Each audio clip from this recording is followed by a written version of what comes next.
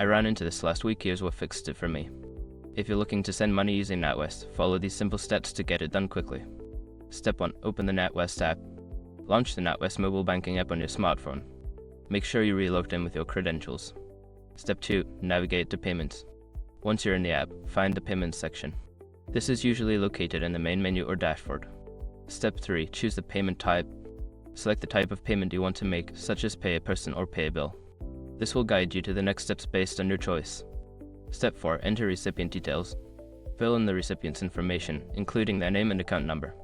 Double-check the details to avoid any mistakes, as sending money to the wrong account can be tricky to reverse. Step 5. Confirm and send.